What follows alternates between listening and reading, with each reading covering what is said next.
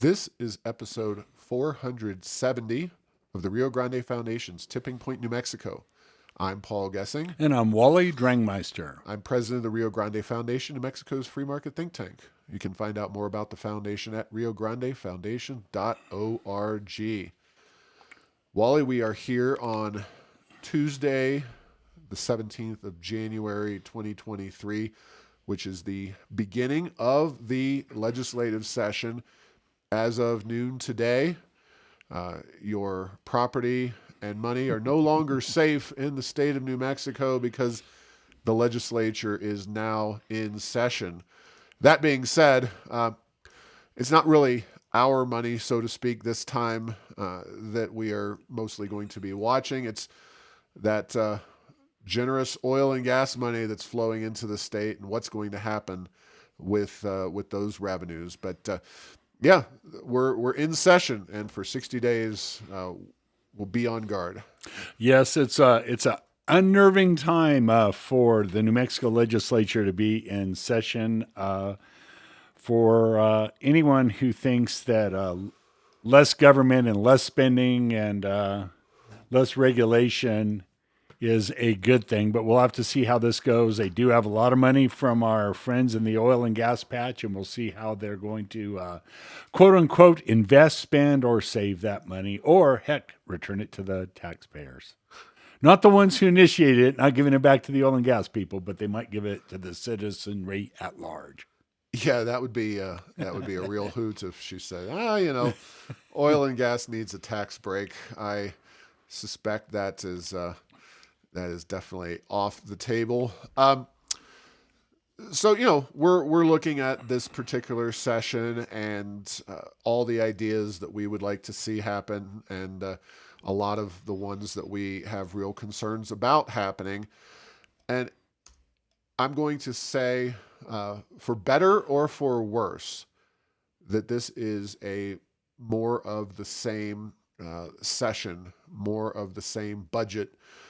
I say that because, the governor during the last 4 years, when she was in office, generally speaking, had lots of money flowing into New Mexico, lots of money available to spend. And she, did some things. She raised taxes her first year, and she's cut taxes last year. I suspect that we're going to see another minor reduction in the gross receipts tax. That's kind of put into the budget. No fundamental reform of the gross receipts tax. We're going to see rebates. They expect $750 for individual filers, $1,500 for joint filers, is what I'm hearing. You're going to see more big spending. The budget's $9.4 billion as proposed by the governor, 12% growth, which is a lot on top of a lot. We have a very big and expanded budget in recent years that's going to further expand even more. But, when you have 43% year over year growth and the budget, 12% looks downright frugal. Just nothing that's going to move New Mexico in a very dramatically more positive economic or educational direction. So from that circumstance, it'll be a disappointing session, I suspect, for us at the Rio Grande Foundation. But on the flip side, while the term conservative does not describe anybody on the Democrat side these days, governor on down into the legislature, my hunch is that things are going to not change a great deal with regard to how business is done in the state of New Mexico. By that, I mean, I think you're going to have another voting bill. SB 8 was the big bill last time. It started out as a very, very aggressive piece of legislation and wound up kind of whimpering at a filibuster from Senator Bill Scherer, a Republican, at the end of last session. I don't think they'll go quite as crazy on the front side of that bill. They may get some changes. there's going to be talk of changing the legislature. But I think from a Democrat perspective, you see that legislature as it is now, and you say, why do we want to change something that's proven so beneficial to us politically over time? So I don't know. Yeah, What's your handicap of this session? yeah. I share your, dare I say, pessimism with regard to this. There's been talk for years about how New Mexico needs to diversify its economy, and they have a chance to do that.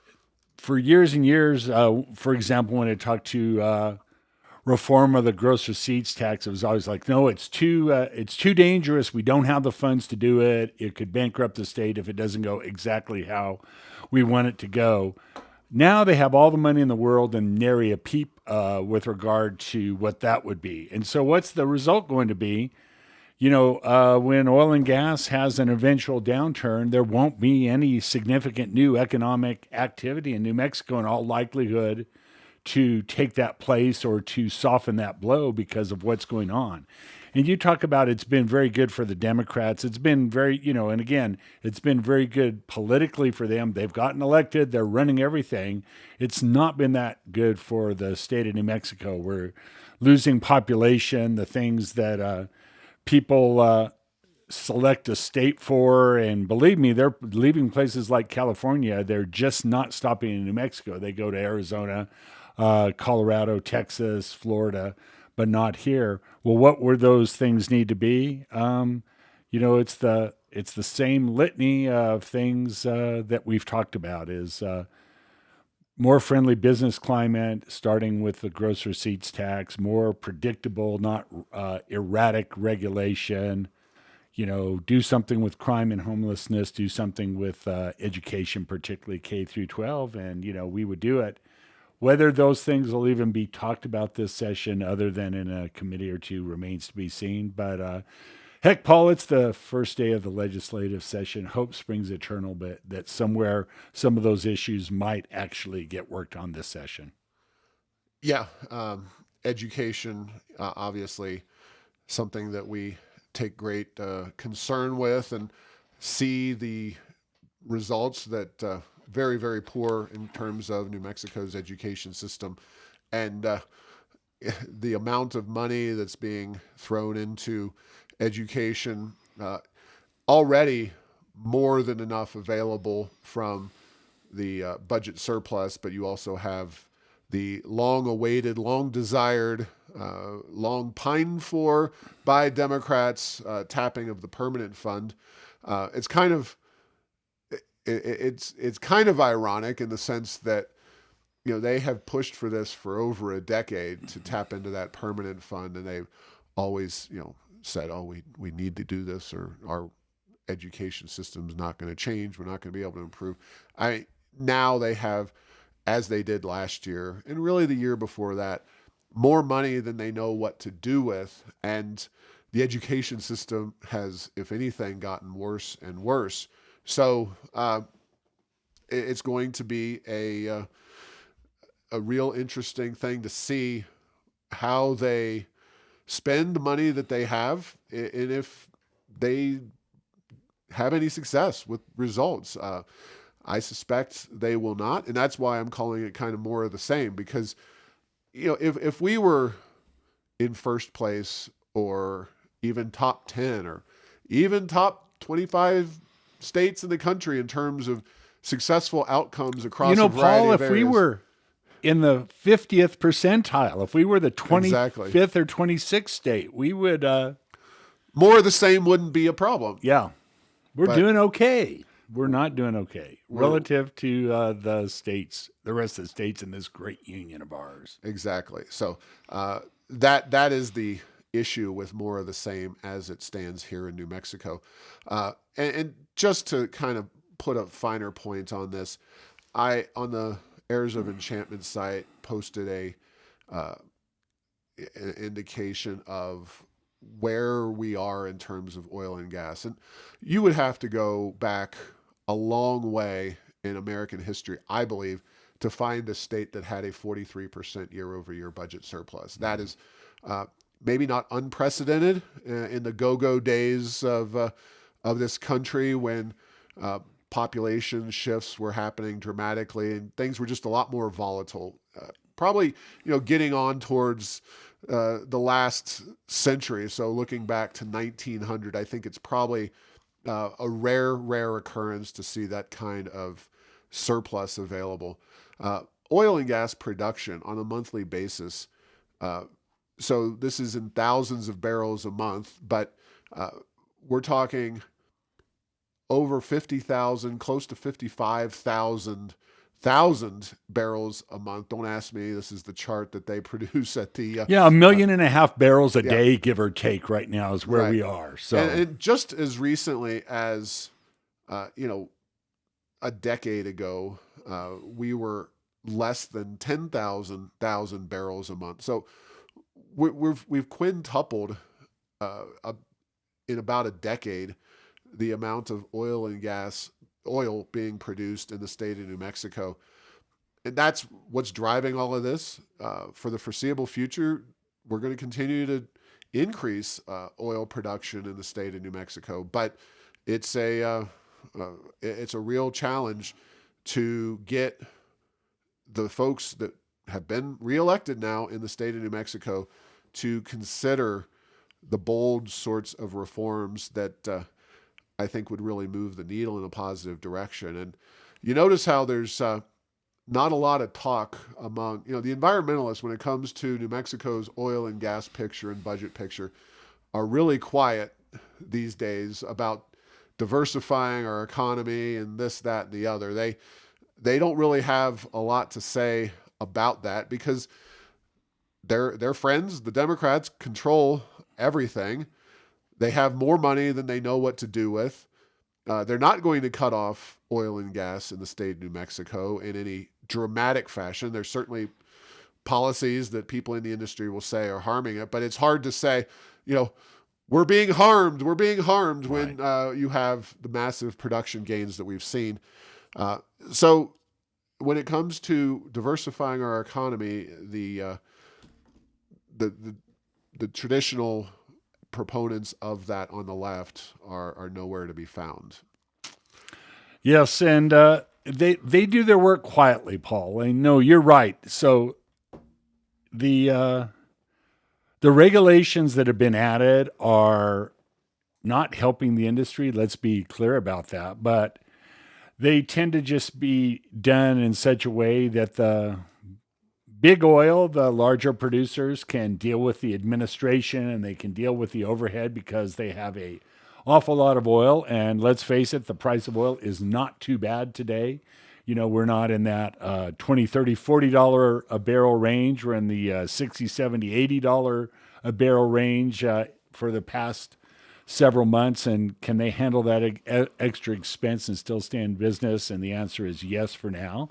Could they do something that would make that impossible? Sure, they could. It's always possible. But right now, it looks like they're going to continue to work on incremental regulation. But there's only a few people that are talking about we don't need oil and gas. And guess what? We do need oil and gas. And if we're going to get it, what better place than right here with some of the, and not some of the most stringent regulations in the world, the cleanest operating industry in the world compared to every other country that produces oil and gas. And oh yeah, we benefit and we don't have the worry of what's going on in the Middle East and worldwide with regard to huge chunks of our supply.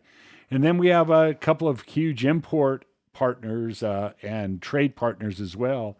They happen to be Canada and Mexico, and so those are pretty safe. And even then, we've done things like turned off the Keystone Pipeline. But if things got really tough worldwide and we couldn't import one drop of oil from everywhere else in the world, or at least the Middle East, we might even be a little nicer to our friends in Canada. So we're in a great state for energy here, and New Mexico benefits. And as long as they don't do anything crazy, that will continue for I think, a long, long, long time.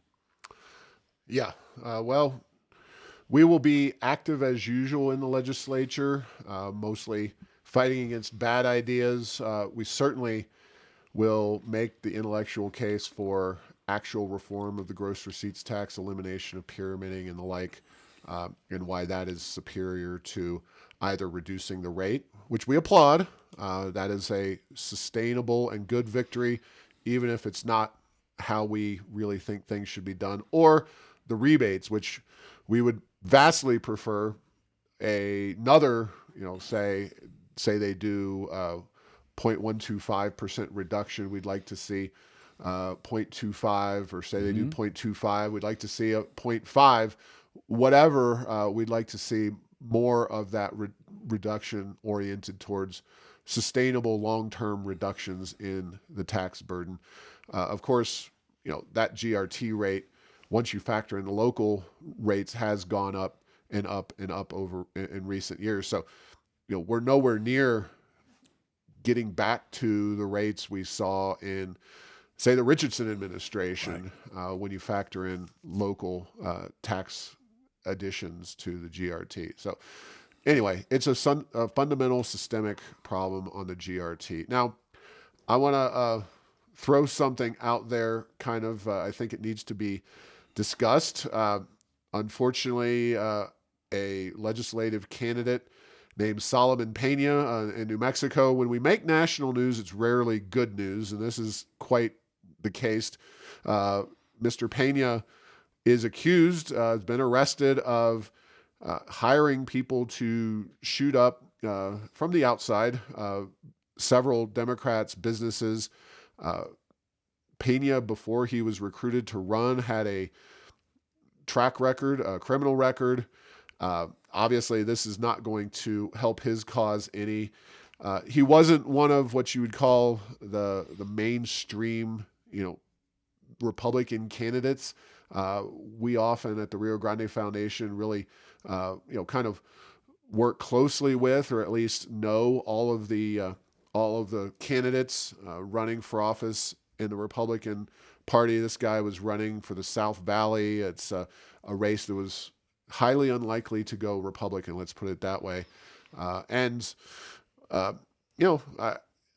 It seems to me like, when you're dealing with a volunteer legislature in a state like New Mexico with a lot of people who have those criminal backgrounds, Mr. Pena was recruited to run for office, made some statements about the election being fraudulent, et cetera, post-election, and then did some what appears very strongly to be illegal activity involving essentially, threatening and going after these Democrat lawmakers. So very concerning, not a good look for the state of New Mexico, but it is worth noting and acknowledging that reality.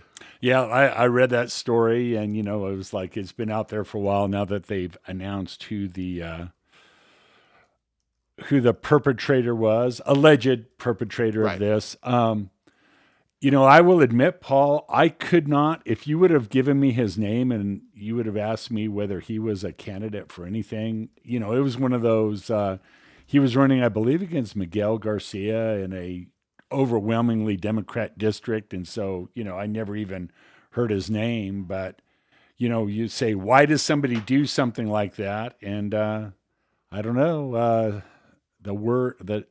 if this indeed is true, there has to be some sort of a mental illness or something in that. It's one of those, this is a sad situation, but yeah, it's not a good look for anybody.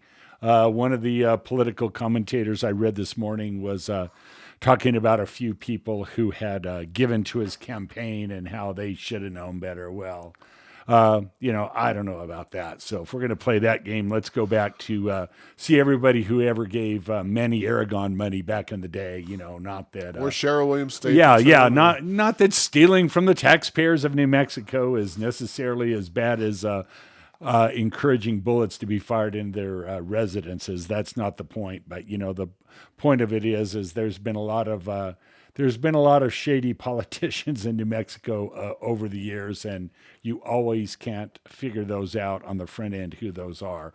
Although it sounds like now that I read the details about this, it's not like there weren't some indications that maybe he wasn't going to be the best candidate. But let's look at it. We've had a similar we've had somebody get elected at the national level in the House that didn't necessarily tell the truth with regard to his background. So it's not just a New Mexico problem. Maybe we're not. Maybe we ought to have more debates and more policy statements and learn more about what these candidates are about on both sides of the aisle. But I still don't think that there's any fail-safe method to keep out people who have mental illness. That's for sure. Yeah, and you do the best to vet these candidates that you can, and it's just the way things go. Ultimately, you have people in the legislature stealing. That's something that you have more. I hope outside controls. If somebody's going to go out on their own and do this kind of thing, it's hard to predict that behavior as you're recruiting them as a candidate for office. Right. Same with the DUIs, and we have numerous legislators who have had that kind of thing. So, very difficult situation. It's just I'm sure Republicans, from Steve Pierce on down into the legislature, have to be just gosh, it's already been a tough enough 3, 4, 5 months, and now you get this kind of black eye on the national news circuit. I guess the good news, if there is any silver lining, it's that you've got close to 2 years before the voters have to choose again, and you really just hope that.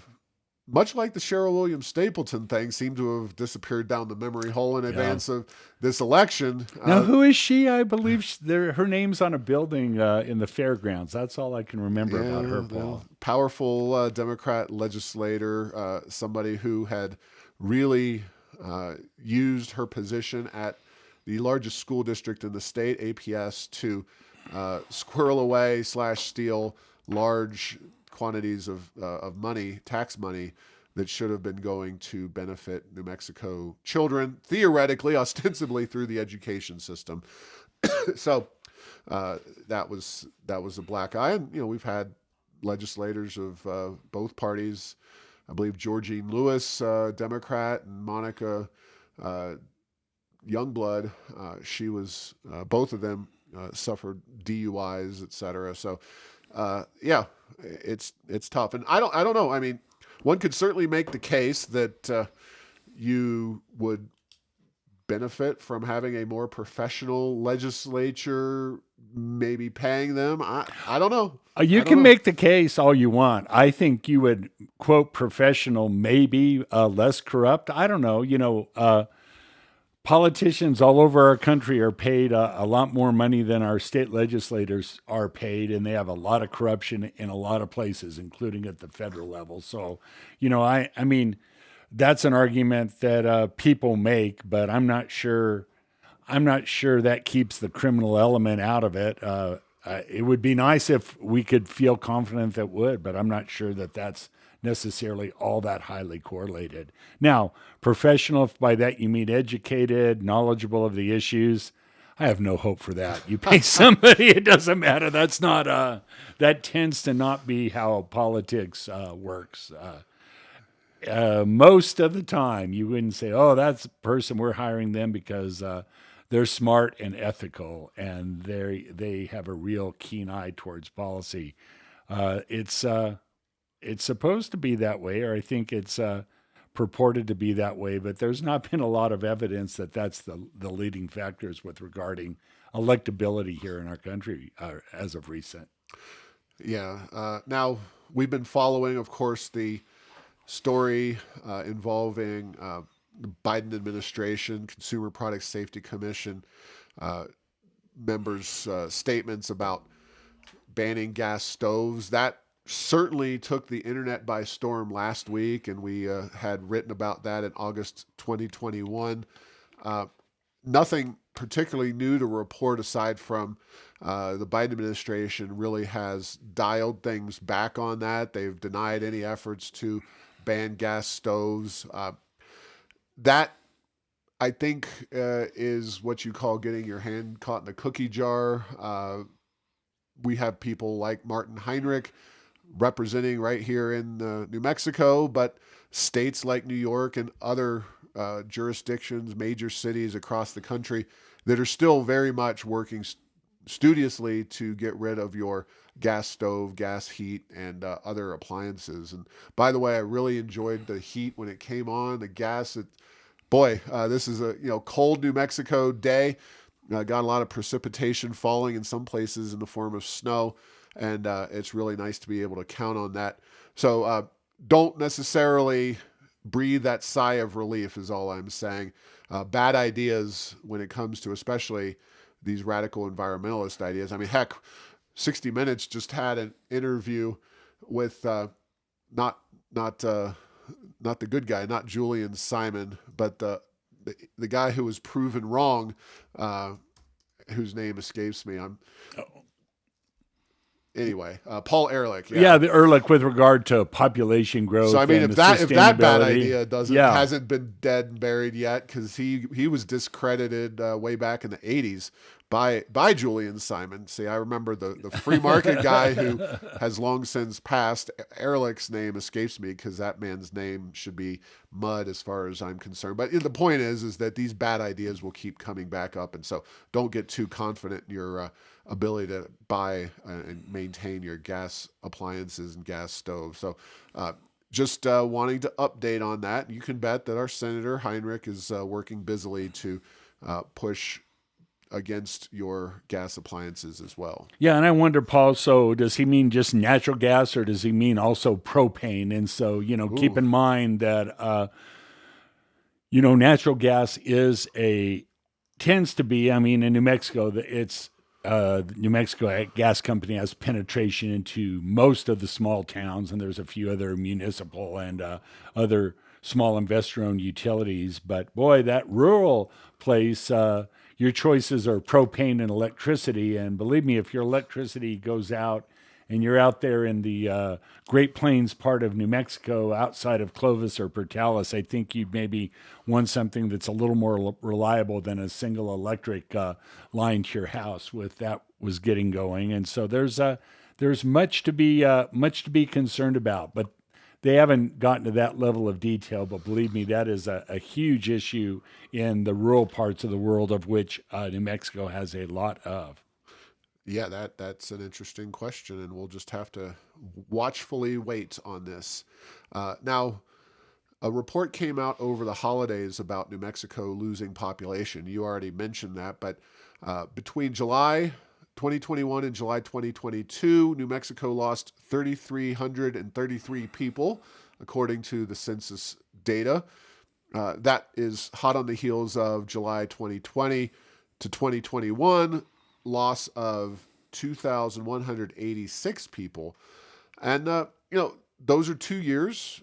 2 years a trend does not make. But between 2010 and 2019, also according to the Census Bureau, New Mexico did barely see a population increase, but we were one of the states at the very bottom of that increase amount. And, times change, and obviously COVID and COVID policies, but in general, people are having fewer children, and the American population is slowing in terms of its growth. And I expect that, looking at that last decade's worth of data, there were only 4 states that lost people on net. Only one of those states suffered a fairly large loss, and that's West Virginia. But New Mexico's in a region of the country that is still growing rather quickly. And unfortunately, for us, economic freedom is a force that people tend to find and follow and wish to be around that, and able to benefit from that freedom. And we just don't have it here in New Mexico. So the problem is, I think this population loss trend is not going to change in the near future. Heck, if you can't change it when you've got a record oil boom going on and more money than you know what to do with. When will this trend line shift? Yes, I think that is a good point. And, people want, they want freedom. They want well-run government. They want good education. They want safety. And without those, they will tend to find places that have as many of those that are possible in terms of that and economic opportunity. And Paul, those are great lead-ins to a couple of items. I won't steal your thunder on your list, but there's a couple of items further down the list of points to talk about today that maybe go the other way, and if they were implemented or continue to be implemented, would make things even worse for us here in New Mexico. Yeah, well, I can think no further than Santa Fe for plenty of proposals that'll make things worse. But if you look at the last decade, the last full decade, Utah, Texas, and Colorado were 1, 2, and 3 in terms of most rapid population growth. Arizona was also top 10. And then you look at some of the other recent data. In 21, it was Florida, Texas, Arizona, North Carolina, South Carolina, all of them red states, and there's plenty more to be had down the list. And the trend line is just continuing. Same within the last year: Florida, Idaho, South Carolina, Texas, South Dakota. So a bunch of red states dominating when it comes to percentage population growth. And I don't have to tell you, Wally, where we get our policy from here in New Mexico. And it's not Texas, it's not Arizona, Utah, or even Colorado, which is one of those blue state exceptions thanks to their Taxpayers' Bill of Rights. It really is California, which is also losing population. That's not a good place to get your policies. It's kind of like going to a odds and ends and broken down store, but paying full price. That's what we get in New Mexico. It's California's crappy policies. Full price and half off on quality. Exactly. And speaking, and sometimes I do these things on purpose and sometimes I don't, but you want to talk about a California policy that we're trying, not we, that certain people are trying to implement here in New Mexico. And we have our annual laugh at this, and we're going to continue to hopefully laugh at it, because if it would be to be implemented, it would be such a absolute disaster that it would be very unfortunate. I'm talking, of course, I know you're thinking, gosh, there's so many of those policies out there. Oh, no, I saw ahead, and I'm like, is this the worst idea that will be brought forth this session? It'll be up there. It'll be in the top 2 or 3. It could very easily be. And that is, of course, Senator Bill Sewell's, his second go-around, at least I believe second. He just introduced it last year, to create a high-speed rail system in New Mexico. He wants to spend $500,000 for a feasibility study and $1 billion in a separate bill for the rail project itself. The idea is to go from Denver to Chihuahua, Mexico, some form of high-speed rail. I believe that he defines it in the legislation. And the usual left-wing media sources, including Source New Mexico, talks it up and says, people want rail and this, that, and the other thing. Well, Wally, we've seen massive declines in mass transit across the country. I don't know where Amtrak is at this point in terms of their ridership, but they're such a trivial portion of America's infrastructure and passenger service that it's really not even worth talking about them. So high-speed rail from Chihuahua, Mexico to Denver, or even if you just limited it to up and down the Rio Grande corridor from Las Cruces all the way up to Raton, it is a vast area, sparsely populated.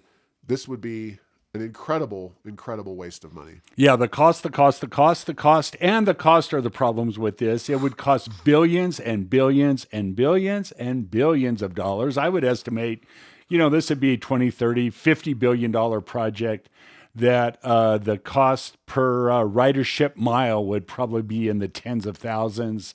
It's going to be up there for the worst idea. You know what, Paul? Trains are nice. Trains are fun. Trains are cool. I like the monorail at Disneyland. Too bad this won't work because you know what you have to do in terms of infrastructure for such a small amount of travel. It just doesn't make it worthwhile because we have alternatives, and that's what economics is. And guess what?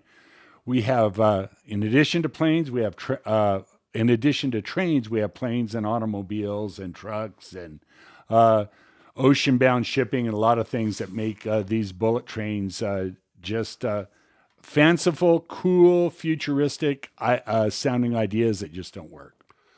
I have a little bit of a news item for you. At the beginning of the year, we always do our due diligence and collect data on ridership of various systems.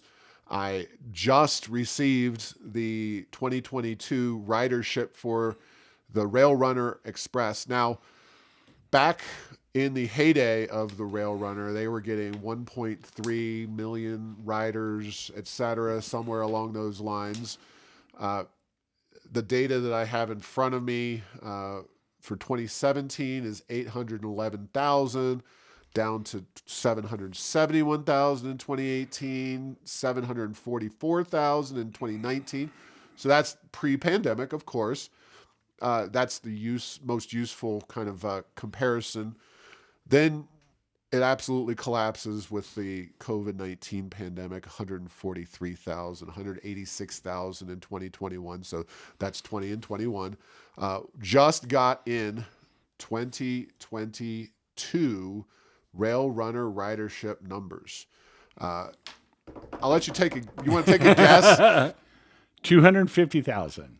Better than that. Oh, okay, good. 439,368. All right. So that puts us at, about half-ish of where we were prior to the pandemic. So the last year before the pandemic, was 744,000, a little better than that. So maybe half of where we were in 2017 as things slowly slid downhill. Now, we can argue, of course, Michelle Lujan Grisham reduced fares.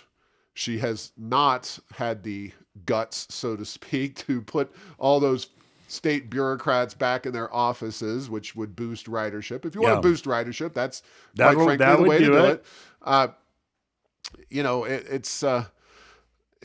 So is 2022, I guess the question is it the new normal, or is this just a bump on the road to rebounding closer to the 750 to 800,000 ridership number, which is itself way down from the 1.3 million or so riders that rode that thing shortly after it went full service? Yeah, a few things are going to impact that, Paul. And the answer for me is I am not sure. But, there's a lot of vacancies in state government compared to a couple of years ago. Are they going to even be able to find people to do that?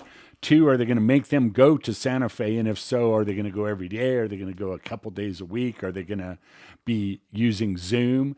And at some point, it's a lot of the state workforce lives in Bernalillo and Sandoval counties, and are they going to move some operations to New Mexico? And until you kind of get a feel for those macro. Oh, yeah. And the final one is what's the price of gasoline? Because if gasoline prices, it's moderated a bit, but, if gasoline's $5 a gallon compared to $2 or $3 a gallon, you're going to get a much different factor. Although I will say, one of the things that is on the margin, as much as the Rail Runner, is state employees driving onesie twosie their own vehicles up there versus getting carpools of two or more people. That's the other thing that happens. And a lot of questions, but I just get the feeling deep down that those bigger numbers will never be seen again.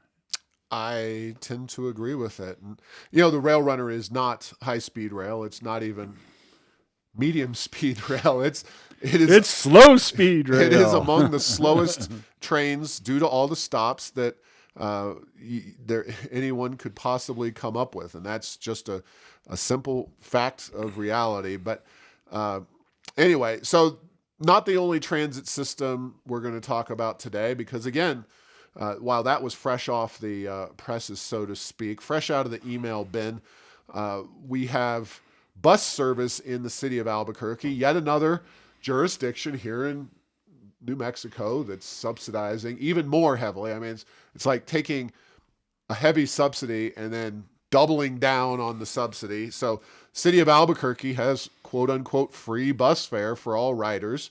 This is an additional $3 million. There's been a lot of discussion about possibly imposing some kind of rules on the free bus recipients in order to keep people from just residing on those buses. Setting that aside, here are the numbers as pertains to Albuquerque Ride. So 2016, 10,901,000 riders. 2017, 9,684,000. 18, 9,571, so 9,571. 2019, you get the trend line though. Yep. 9,024,000. And then 2020, 5,097,000.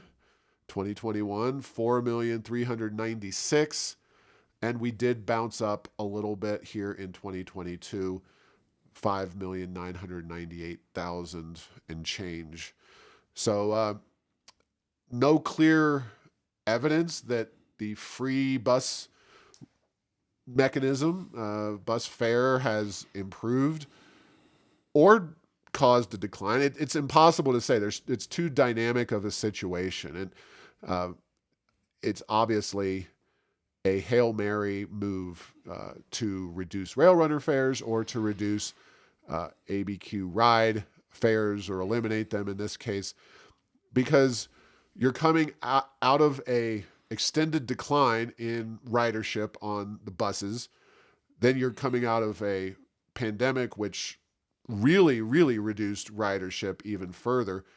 And it was fully expected that you would see some kind of boost in 22, but it kind of is better than 20 or 21, but not especially great, and certainly nowhere near where things were prior to the pandemic, despite pouring additional money into it. So yeah, and you have the city's had trouble getting bus drivers, so they've had to cut back routes, they've had to cut back times of operation, and if the stories I hear are correct, and I have not seen it firsthand, I have not ridden a city bus in Albuquerque in decades, but it sounds like they're maybe having a little bit of crime, and not all of your fellow mass transit riders that you ride with are people that you necessarily are comfortable sitting next to. And we've gone another step, Paul, from the old Reagan quote about if it moves, tax it; if it keeps moving, regulate it; and if it stops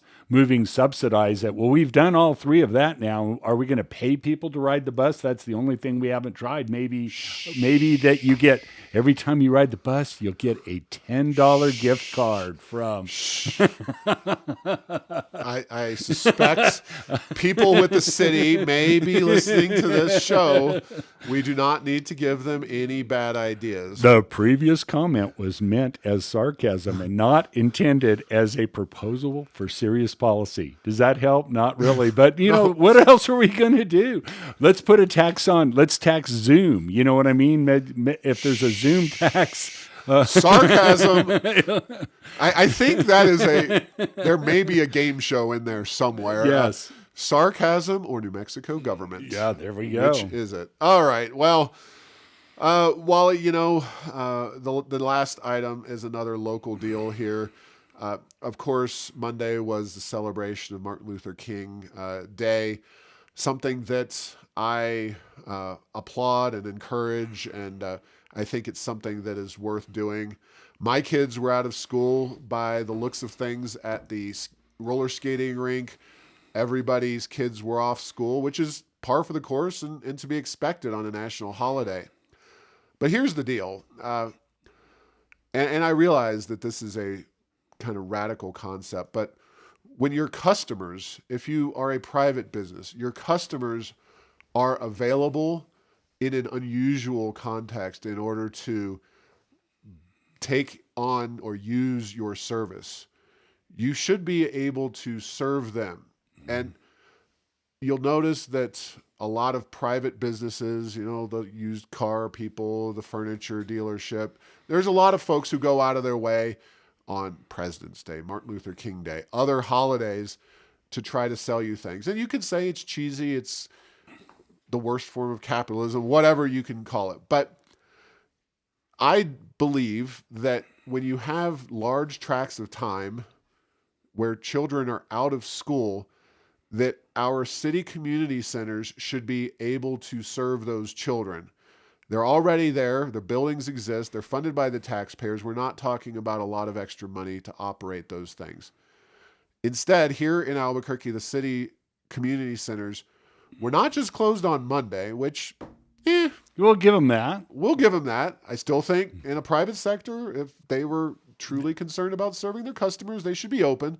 They're automatically closed on Sunday, which I think is a terrible, it's wrong. It's something that people are off on Sunday. They should be able to use a community center, a gym, whether it's playing basketball or some kind of sporting activity.